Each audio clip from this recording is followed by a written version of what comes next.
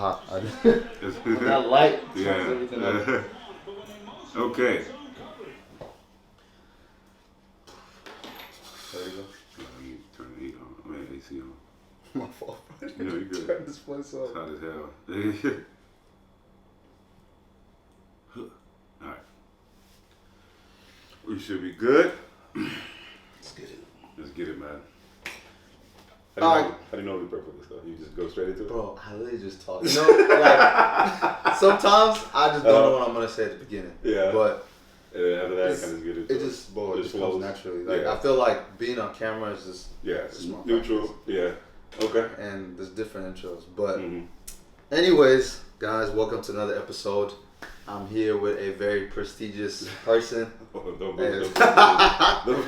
Hey, if you need to get your suits done, you know, to hit up Yeah. PO, Pelumi Oke. What's good, bro? Chilling.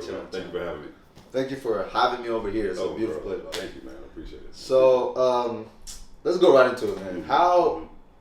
What even sparked your interest in making suits? Was it something that, from the jump, that you've always kind of been thinking about, or was it just at some point in time you kind of just? Yeah. It honestly began in college, to be honest with you. Right? Obviously, as you're aware, being fraternity brothers, one thing that we always had to do was dress the part, right? Yeah. Always had to be in suits. Always had to be presentable on campus. Like we even had a rule, Yeah. where no sweats on campus, things of that nature, right? So I think it was like sophomore, junior year is when I really kind of got into suits as a whole, and I took a heavy liking to it. But of course, I'm a bigger guy, right? I'm 6'3", 230 plus. Like like the likelihood of me finding something off the rack that'll fit me how I wanted it to be was very, very slim to none. So I started spending a lot of money at the tailor shop, right? Like I remember literally dropping more than I paid for the suit to get it tailored to how I wanted it to be, with arms fitting properly, thighs, waist, the whole nine, right? So generally, I kind of was already in that scope of space as far as suits go, and then from there, it kind of just took off. I got more and more into it. I wanted to know exactly how things were made, right? And of course, I have a sewing background. My mom was a sewer back in Nigeria. So I was already familiar with that, aspect. She had like that whole... The whole shop. The whole nine. You know what it is. If you know the exact... You know that sewing machine that has yes, like the wheels? The wheel, that's... Yep. That's the OG Jaws, right? And I feel like every Nigerian woman had that for some reason. point. And some people were good at it, and some people weren't. Just wasn't, right? My mom was pretty cold, right? So in general, I remember my auntie had a whole shop. I literally have pictures from Nigeria with me in the shop and everything like that. So like it's crazy what God's kind of already written the path for you before you even realize it. So and then once I got my first big boy job, my consultant job, I had to be dressed up all the time again. Yeah. Right. Suit and tie constantly, especially when you're on client sites, things of that nature. So the brand was literally birthed out of pure frustration, right? Like I got tired of wasting money, spending, getting stuff tailored to my body, so I decided to just make my own suits from there, So after that, learning the craft and learning the process of everything like that, it kind of took off from there. This is all started 2019, Mother's Day is when we launched, right? And then now 2021, we are a five-figure company, and I'm extremely happy about it. So I'm looking forward to growing it to where it needs to be. So yeah. And I feel you in that. When it comes to like the whole suit thing, so me, especially growing up, like I've always been like the small kid, all that kind of stuff. Mm-hmm. And as a small kid, finding a suit that you think is gonna fit you, it's either the pants are gonna be off, the jacket's gonna be off, and obviously, like, I mean, you know this probably better than anyone else. If a suit jacket was not already made for you, taking it to a different tailor to fix it, it looks kind of like awkward. Because a lot of times I'll have suits that like the top was like wide and the bottom was like skinny and then the pants was just all over the place. And like there'll be times where I'll be like, okay, can you fix a suit pant? Mm-hmm. And then one leg is this skinny and the other leg is like this. So I was like, bro, I'm not gonna lie. In that moment, I know like you doing that was just more frustration for yourself, but you probably like people who make suits like that, like you've probably like saved a whole lot of people from having to. Oh yeah. Because at the end of the day, it's like if I, for example, spent $300 on the suit, right, and then I go to the tailor to get it fitted again, and maybe it's another $100. I just spent $400 on the suit. This way, you just get everything in one place. Literally get it done exactly the way that I envisioned it. So it's just kind of crazy. And of course, as a client, right? You've worked with us before, and it's one thing that we really pride ourselves on is being that one-stop shop for anything suiting. You know what I mean? If alterations are needed, which we pride ourselves on not needing much alterations afterwards, right? If alterations are needed, it's all covered in house. We take care of it for you. We make sure you're good to go. You know, everything is wrapped up into one, as opposed to you just getting your garment and having to take it wherever you need to take it just to get it to your liking, right? So we aim to please ultimately, you know. So. Yeah, that's always been like, even for example like the grad suit that I made in May. It's just like when it comes to like vision, especially with clothes, like there's times where like I would envision maybe a fit in a certain way, and when I put it on, if it doesn't look like that, like it's either I'm not gonna wear it, I'm not gonna feel comfortable wearing it. So it's like that's one of those things. It's like, okay, it's good to be able to like say I want a suit like this, whether it's double-breasted or regular or whatever, and it comes out the way it is, because a lot of times that doesn't happen. So talk to me about like would you say like you have like when it comes to like market of competition on like you know the other people making these type of brands, like or making suits or even just similar things that you do. How was that like? How was that for you? Like, how do you kind of deal with those? Oh yeah, it's a lot of people. At least between Dallas and Houston, right, in general, right. And there's quite a number of people that are doing similar things as me with the brand aspect. You know, one thing that I try to do is not really pay attention to the people that left to the right. Like I don't really pay much attention to them. Of course, I commend them. You know, I suggest them when needed. You know, you can ask a few of my other clients. Like, if I'm not able to do it, I'll suggest some people that can. You know, because I don't see it as you know, competition per se. You know, one thing that I pride the brand on is having our own identity in a sense, right? We're known for a very specific style of suiting, right? If you come to the Pelumi brand, you're looking for more of a classical sartorial look, something that ages well, right? Something that's pretty timeless, you know.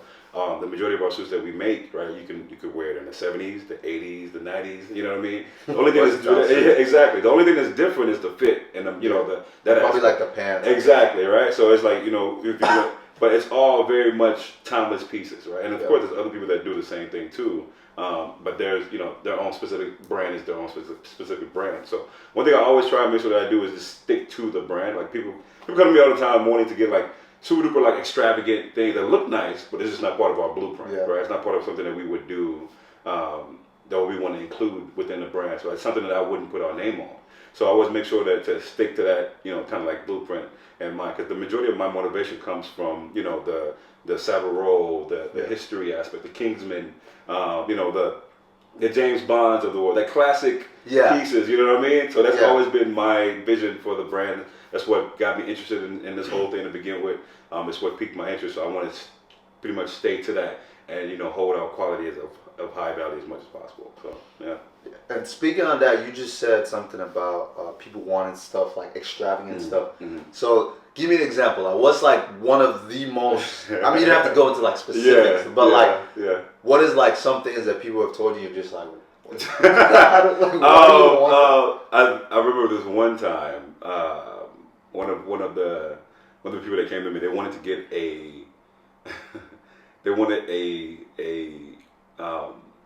purple suit with they wanted a purple suit with like gold, with a gold lapel, right? Okay. It's a very loud suit. Like imagine in your mind, imagine a purple suit with a gold lapel. I want it. Exactly, right? It's hard. Like it's bright purple or like a plum, right? With a gold lapel. So it's like super duper like vibrant. Like it's not necessarily bad, right? Because I don't think anyone's vision is bad, right? Because if this is your perspective of what you want to, and there's ways to kind of make that look good, right? I think as a designer, that's where my job is. Like you come to me with the idea of what you're wanting to, you know, put on paper or wanting to get created. And it's my job to make it look as good as possible, right? With the materials, with the colors, with the fabric. That's my job to be able to do that. So if I'm not able to do that, I normally don't take it on. So just because, you know, the colors are super duper vibrant, doesn't mean that it's necessarily a bad combination, right? But I think that's extravagant to me, right? Like it's not a normal thing that you would see,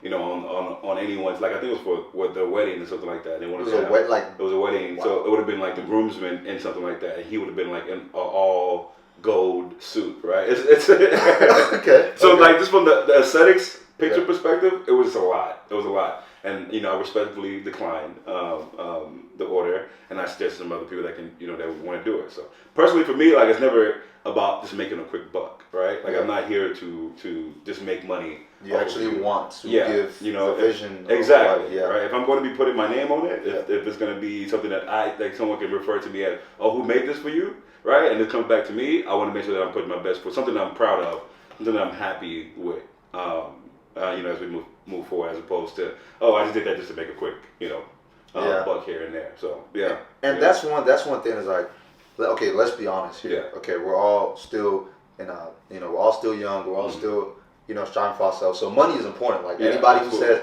money is not important, you're literally tricking yourself. But at the end of the day, my number one rule is, like, money should never be the number one reason. Like, obviously, we make jokes. I get to the bag and all that stuff. For sure. But my thing is, for example, if I make tables, and let's say tables is big in the market right now, and everyone wants tables, buying tables all the time. And I'm only doing that because I just want the money. Okay, it's like, oh, tables are making so much money, so let's go for it. Let's go for it. It's only gonna last so long, to the point where, like, I'm not gonna even have motivation to make the table. It's like, I'm gonna make the table because I'm getting paid to do it. Yeah. But it's like every time someone asks me to make a table, it's like, okay, it's like, oh god, I gotta make that table again. And it's like, people don't understand that when it comes to like branding, and when it comes to doing anything that you actually want to do. Like, it doesn't matter where, if you can cook and your passion is cooking and that's what you want to do. I mean, obviously, let's be honest, everyone's gonna have a bad day, and it doesn't matter what you do. Absolutely. Like, people who play football, there are days they don't want to play football, and we see that as just having fun and getting paid. Yeah. Actors, musicians, the whole nine. Anything like that you do, you're not gonna wake up every single day and be like, I'm excited to do this. But it's like, if you're less excited most of the time than you are more excited, then it's like, at this point, like, what do you? Yeah, no, what you just said just brought up one of my, I guess, biggest quotes when it came to this whole start of the brand thing. Like, I've always told my friends and family that if no one ordered a single suit, I would still do this, right? Because the initial plot, the initial problem was me solving something that I had an issue with, right? So it was never. The end goal wasn't for me to start a business, to be honest with you, right, guys? I seen it as an opportunity to explore my entrepreneurial spirits and, kind of start that process. But I've always told myself that if no one ordered a single suit from me ever, I would still be happy because I get to wear whatever I want to wear and be comfortable with my own suits. I'm making my own suits. I'm wearing my own things. Like, the majority of the clothes that I wear now are my own, right? Like, and then my goal is to get to the point where almost every single thing that I put on is Pelumi Oke, So, like, it's always been that goal of just fixing whatever issue that I have. So, like, you're right, man. If you don't have trying to go after just a quick win because of the funds has never really been my personal perspective. I think I've never been the opportunistic person like that. You know what I mean? So if I don't have a good deal of appreciation for it, I'm not saying anything as far as like passion goes, right? I don't think it's my passion. But I like it. Like, I enjoy doing it. Yeah, I enjoy doing it. So that's enough for me to explore and go further, in that aspect. But as far as kind of just looking for any areas to make money, it'll never be me. It's just not something that I'm into doing like that. That makes sense. Yeah. So when it comes to, would you say there are maybe brands or designers or really anybody that you look up to that you kind of like idolize when it comes to this path, or even just in general? For sure. One of the main guys that honestly probably started all of this for me is Davidson, right? Davidson Petit Ferrer. He's out of New York. He's been doing this since I was a freshman in college, man. I remember on Tumblr. Right? Remember when Tumblr was big? Bro, Tumblr. I never really had a Tumblr. You never had a Tumblr? I eventually made one. Okay. It's okay. My age is short. Man, Tumblr. I remember 2011. I was in my dorm room in Coleman, right? And I'm scrolling through Tumblr, and this is when Davidson was really just starting off, really like kind of taking off. And simply what he did was get dressed and make a collage of his fit, right? I think he was in real estate, something like that, and he had to get dressed for work, right? He had to get dressed for work. So every time he got dressed, he would take a picture of his fit and post it on Instagram or something like that, right? And it got to a point where he enjoyed getting dressed for work than actually going to work, right? And that's how he started his brand, right? And now he's worked with the lives of, you know, Jay-Z, Nas, that's crazy, big names in the industry. Kevin Hart, like he's worked with so many people, right? All of the athletes he's worked with. The guy's done great, right? And for one, I think representation matters. He's a black guy doing this too, right? And killing it, right? And that's where my first thought of it really kind of like started. Mind you, this is 2011 freshman year, right? So I just seen it, right? I had no clue what was you know, coming ahead, this and that. And I just followed his journey through the way, you know, over the years.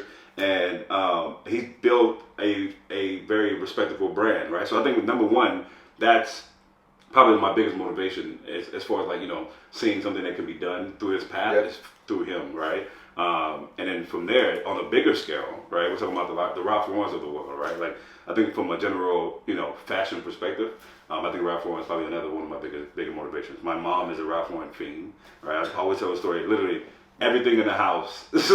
At some point, I remember going through high school and, you know, a little bit of college, my mom didn't buy nothing but Ralph Lauren. I feel like it's a lot of Nigerians. Bruh, I don't know what it is. I don't know what type of hold Ralph Lauren had on the Nigerian community, but I think his quality has just always been, you know, up to par. Like everything lasts, everything is great quality. Like I'm talking about down to the sheets of her room with Ralph Lauren. You know, and my mom is probably one of the most well-dressed individuals I've ever met in my life. My mom can she knows. Just runs in the family. You know, my mom has always been that marker for me. So I get a lot of motivation from women clothes, right? So I get a lot of motivation from women clothing through my mom, right? Because she's been the main one that's kind of, you know, all through the years from pants dressing, dress dressing, you know, streetwear, the whole nine has always been her, you know, and it's always been Ralph Lauren that she's rocking and putting these pieces together. So I think those are probably my two biggest motivators in a sense when it comes to, you know, brands. Of course, you know, where the goal is to get to a powerhouse like a Ralph Lauren,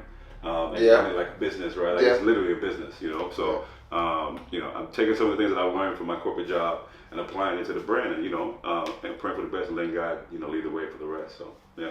That's speaking on the whole Ralph Lauren thing. When I first got here, right? Yeah. So my thing is like, obviously I knew about this brand, like it's worldwide, so it's not just. So when I first got here, I know like my mom got me a whole bunch of clothes and stuff. Yeah, yeah. And one of them was like a Ralph Lauren polo, you know. Of course. So I'm like, you know, excited to wear it to school.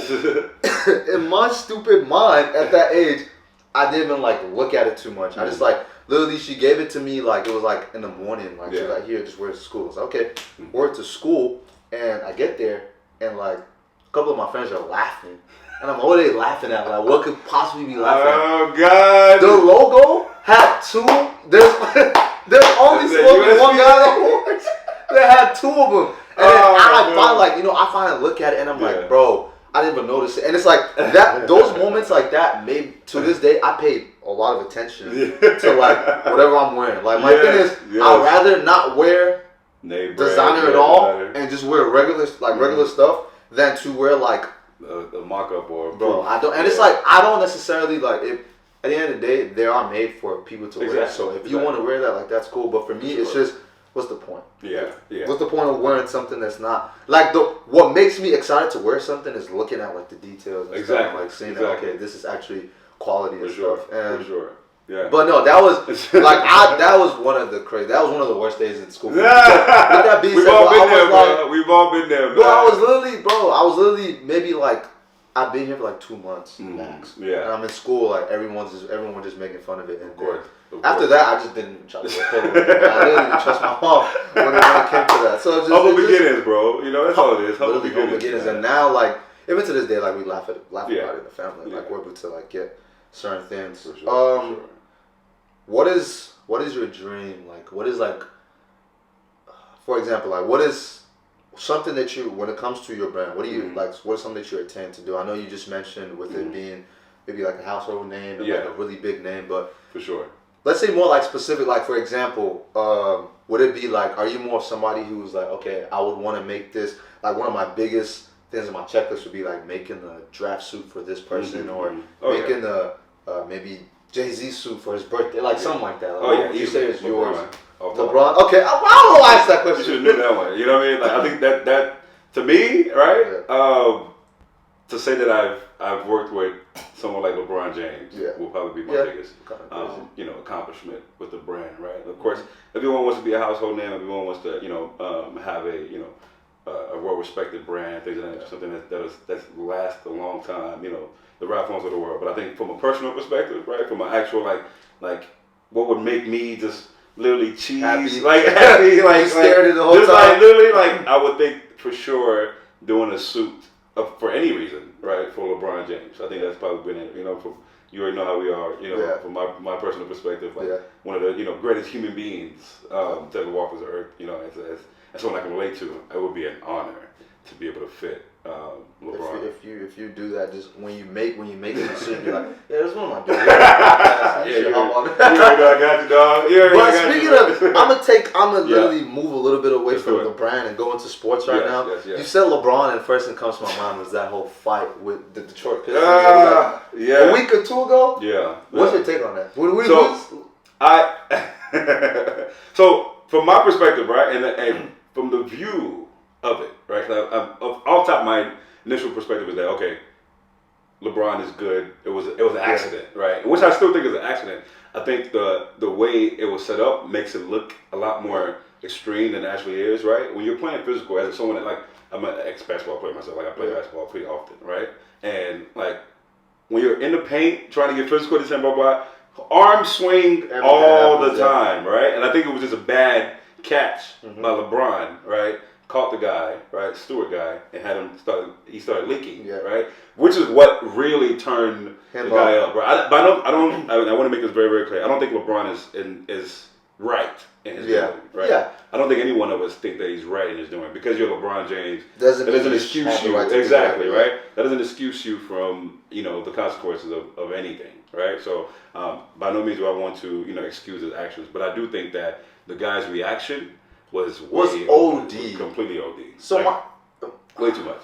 My point of view with that is, at first, obviously, just to talk shit to people, I'll be like, oh no, LeBron didn't do it. But realistically speaking, even being a huge LeBron fan, I think he wanted to get, I don't think he wanted to elbow him, but I think he wanted to, I feel like him swinging his arm was not just him trying to break free. Because let's be honest, LeBron, you're a big guy, you don't have to do that much to break free. So I feel like he was trying to put some aggression, but it's like when you intentionally try to trip someone over, and you just intend for them to just trip. Just a little bit. And then they fall and they bleed, and it's like, that's not what So I think that's really what happened. And my thing is he should definitely take responsibility for that. He shouldn't have tried to apologize. Yeah, he shouldn't have swung like that. At the end of the day, now with the Stewart guy, I just think and I feel like the whole sports world agree with this. Yes, you're leaking. Yes, you're this, you're that. But bro, this is not. We're not in a party. This is not a club. This is not. You're not at a rucker park. You're not at the court. You are an NBA professional. You literally. Even if you wanted to do this, if you wanted to be go to the locker room and try to see LeBron after, I can't be mad at you. Sure, you can do that. Yeah. But my thing is it's not the fact he got stopped 3 times, 3 to 4 times. Ridiculous. And it's bro, at this point you look unprofessional. Extremely. You look goofy. Yeah. Because bro, you literally look goofy. You're going after the top dog of the league. Let's be honest here, right? It's gonna happen. You're going after the top dog of the league, right? No one's gonna I understand your anger. I understand why you're upset, right? Anybody be mad for bleeding? Anybody, of course, you're bleeding, and someone punched. Period. Someone punched you, and you're bleeding. I understand your anger. At the end of the day, this is your job. This is what's putting money in your pocket. This is your professional job. You have to act civilized to the point. You know what I mean? I said something to our group, right? It's if the roles were flipped, right? LeBron would have literally milked the situation. Right, and made a mockery of it, acted it up, and then boom, everything would have been okay. He wouldn't have charged anybody. He would have handled it in a professional manner. The guy, I think he's a rookie, right? He's. Yeah, I believe so. Yeah. I didn't really know about him too much. Of course, it's the Pistons. It's the Pistons. That's not But nonetheless, he's still. I think it's an age thing. The guy's probably younger than both of us, if we're being honest. Yeah, if he's a rookie, more likely probably younger than both of us, and he just let his anger. Get the best of them, you know what I mean? And it just happened to be on national TV against the biggest star in the world. the most loved and most hated basketball player in the world. So it's like you don't win. There's no way for you to win that. You know, so you gotta pick your battles. That's what it is. You gotta pick your battles. You know, so that's my perspective on it, man. It happened. I know LeBron tried to apologize after as well, and you just gotta be professional. I just think they were both wrong. They were both My perspective on things is like, for example, if I worked at a store or something, like for example, like if I owned a store and I work, it's my store or whatever, and somebody comes in and is rude to me or maybe cusses me out, something so disrespectful. Yeah. It's right there and then. It's like my decision. What do I do here? Do I just say get out of my store, which is obviously like you can do that, or would I be like, let's fight? Like now it's like, okay, I fight. I beat the person's ass. Yeah. Cool. I feel good about myself. But then now everyone's like, now your brand is just tagged to, that one store that beat his customer up. Yep. Like, and that's that store guy, his reputation. That's literally what we're gonna talk about. Oh, do you know this guy? Oh, who is he? Oh, the one who tried to fight LeBron, the one who was bleak. Yeah. Like, and that's something they're gonna look at for the rest of your life. Which is true. And you work your whole life to get to a position like that. Like you're in the NBA, where just people dream of things like that. You know what I mean? Like it's a goal that all of us have probably had at some point, right? You finally get to that point, only for it to now be, kind of overclouded with the notion of, that's the guy that got into it with LeBron James for your career. It just sucks. It's unfortunate. It's very, very unfortunate. But when, you know what I mean? Like, you gotta, in moments like that, man, you really gotta practice patience as much as you can. There's literally moments like that where the whole take a deep breath in. Count to three. You literally have to at that point, because it's like, you better do something stupid, and because if he actually let's say he whooped LeBron's ass. Like, there's so much that comes with that. There's so much that comes with that. Like, now he can, you can get sued. You're getting kicked out the league. So much can happen just because you wanted to whoop someone's ass.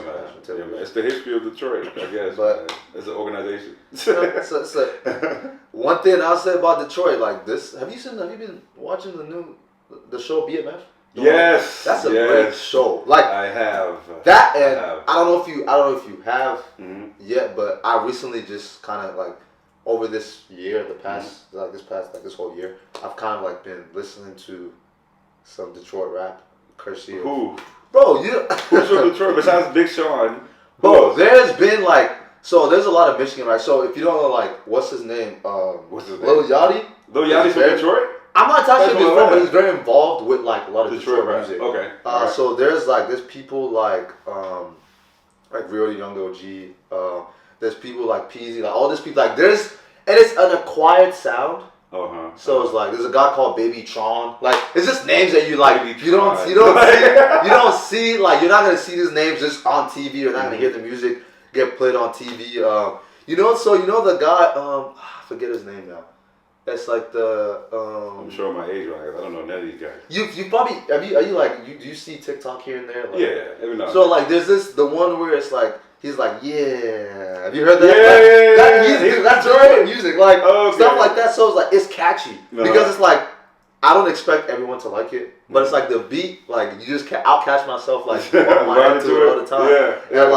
And even Lil Yachty's involved in this people call Michigan music. There's literally it's a whole different part of rap that no one really knows about. That's wild. But it's actually catchy, and I personally like it. So those are some of them. I can name, as of now, three. I can name three Detroit rappers. It's Eminem, Big Sean, and 42 Doug.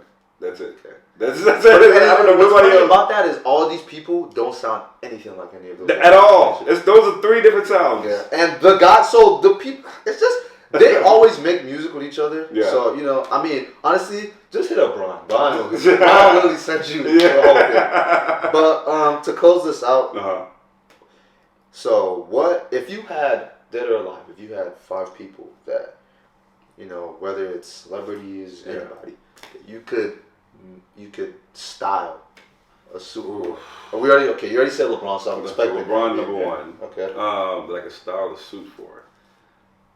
Whew. LeBron number one. That's a great question, bro. There's so many that I'm this is rolling through my head right now.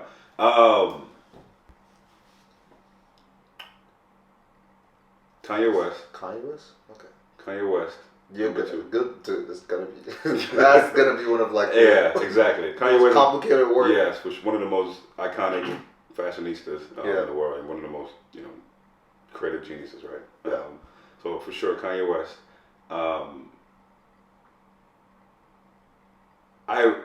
As of late, because I just love her whole aesthetic and just how she goes about life. Zendaya. Okay. Zendaya is amazing, and she looks great in suits. Yeah. She be killing dudes in suits. So like for sure. And that's one thing. Like if you can wear a suit like that, like that's actually good. Zendaya.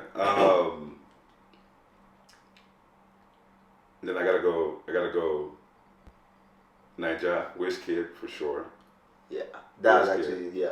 I can see that. Absolutely love to work with Wizkid. Just what I mean. Goes back to the music scene. I'm a music lover myself, and someone that mixes music and fashion together, for sure. Wizkid, and then lastly, to close out, you said Dead or Alive, right? Dead or Alive. Kobe Bryant. Kobe Bean Bryant. Those would be my main things. So I think I have pretty much music, fashion, and sports. those are my. I know what I'm surprised of. Yeah. I mean, but then again, you might not be as big as a fan. Mm-hmm. But I'm surprised you didn't mention Michael Jackson. That's someone who wore suits like for casual outings. That's a great one. That's actually a great one. But I to be honest with you, I wasn't the biggest. Yeah, no, I was actually fan for sure. Even but that's a great one though. That's a great one. I was actually crazy Michael Jackson fanatic. Yeah. Obviously we weren't. I didn't live in his prime, obviously. Yeah. But it's just like just looking back, like even now, like rest in peace, RIP to him. But like looking at his legacy, there's obviously some questionable things and no one knows what the truth is. Yeah. But like when you look at the things, like I personally think he has to be top 5 greatest entertainers, if not one. Oh, easily. He literally the Super Bowl halftime show. That is one of the greatest performances you ever see. Like you don't see to this day. I don't think you can see anyone who takes off their glasses and you already have fans screaming and stuff and like. So it's like I don't think there will ever be another Michael Jackson. No, but I think Kanye West deserves to be in the same discussion as a Michael Jackson. Chris Brown would have got there. Would have. But I mean, unfortunately, stuff happens. It happens. Stuff happens. But man, no, I think that'll probably be my top 5 as far as individuals that I would love to work with. Would have loved to work with. Rest in peace, Kobe for sure. Final question. What's up, man? In the next 5 years, where do you see your brand? In the next 5 years, I see the brand having a very strong e-commerce presence. That's really my biggest push moving forward. I guess shameless plug. We're going to be for sure moving into the e-commerce space. I want to get more established on that aspect, right? So of course, keeping the main thing as far as suits go, right? I love the personal aspect of it, right? Like obviously, this is what we did when we had the fit and everything like that. Yeah. It's a very personal experience. Yeah. I want to keep that, but I do want to explore other ready-made items, things that are easily that doesn't really involve sizing much, right? Okay. That can be shipped and things like that nature. So I want to really explore our e-commerce presence, get an online presence flowing through, and that'll be the first stage of our push here to be able to get to a solid fall, winter, summer, spring collections, things of that nature, and have a base of that nature. So that's my biggest push now moving forward, and my goal is to get that very, very established. And then of course out of that, it's now we're thinking storefronts and actual brick and mortar and things of that nature. So, makes sense, man. Yeah. Hey, we did great brand. Hey, if y'all need a suit, y'all know what man to hit. Weddings, getting drafted, graduation, birthday party. Anything. Living room suit. I don't know where y'all wear suits. Anything memorable, whatever you're in need of, man. We would love to work with you guys. Thank you for having me, bro. Sir, appreciate you for hopping on this, guys. Always, man. Thank you. All right, guys. That's another wrap. Y'all make sure to like, subscribe, comment.